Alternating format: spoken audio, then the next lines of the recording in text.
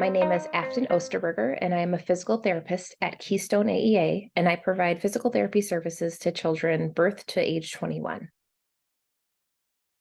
I chose to go into physical therapy in general because I've always loved human development, anatomy, science, really all of those things, specifically into pediatric physical therapy and then eventually into school-based and early access physical therapy.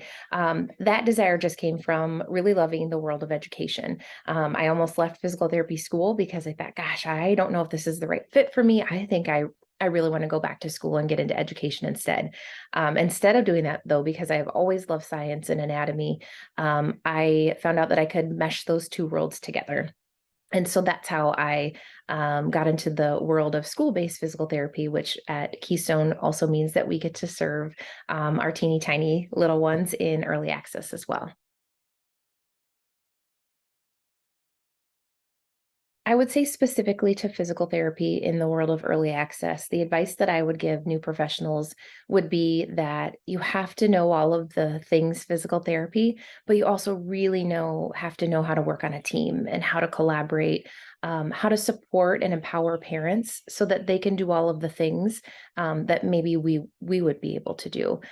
So we have to know all of the physical therapy stuff, but we have to know how to coach and support families to be able to provide those intervention strategies and those ideas into what they're already doing in their day. It shouldn't have to be extra work for the family. Our jobs as early access based physical therapists is to support the families to help their child develop those gross motor skills and mobility skills, but within their routine so that it's easy for them to embed and it's meaningful for the family.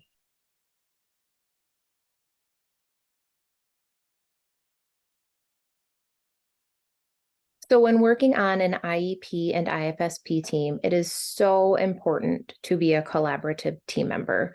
We as physical therapists bring a unique perspective to our teams, but we have to really work hard to truly collaborate with all members of the teams, including the families. In order for these students to make progress, we have to make sure that it is a team approach. The physical piece of a child is completely embedded into their whole world, into all of the things, and so many of the domains that we work under are so just interconnected. So in order for us to help those students make progress, we really have to take a team approach, and that's what I have absolutely loved about being a school-based physical therapist. Um, in the outpatient world, I loved working in the outpatient world as well, and there was a lot of collaboration. In the school world, that collaboration is huge as well. We are working together as a team to do evaluations with students to make those goals, to work toward those goals. And the parents and families are such an important and imperative part of that collaborative process.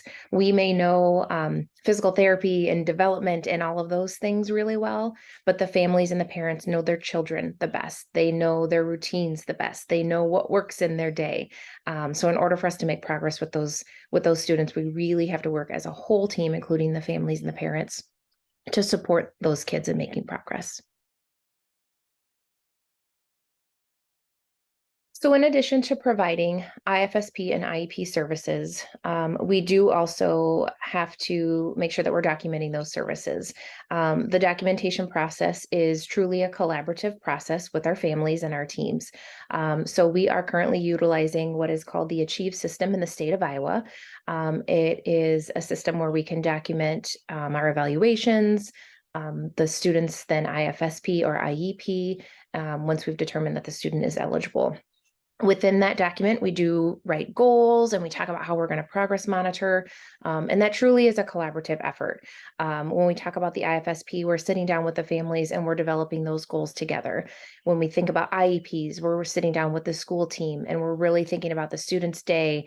What does it look like? How can we improve their access? And truly looking at the whole child and working together as a team to make sure that we're documenting all of their needs, all of the goals, all of the services that we think as a team is needed in order for that student to make progress.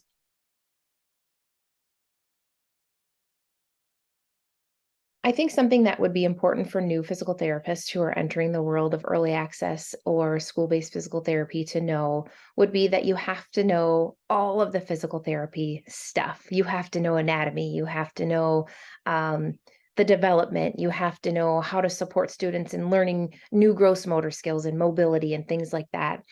But the really cool part about our role as school-based and early access physical therapists is that we have to use that knowledge, but then we have to empower the students, caregivers, families, teachers to be able to support that growth as well. So it's really not us just going in and doing a thing and the child just automatically does it, or we're fixing something. What we're doing is truly working with those teams to develop teaching strategies together, intervention strategies, supporting teams to determine what sort of adaptive equipment a student might need, and really empowering those caregivers, teachers, family members to be able to support that student then when we're not there.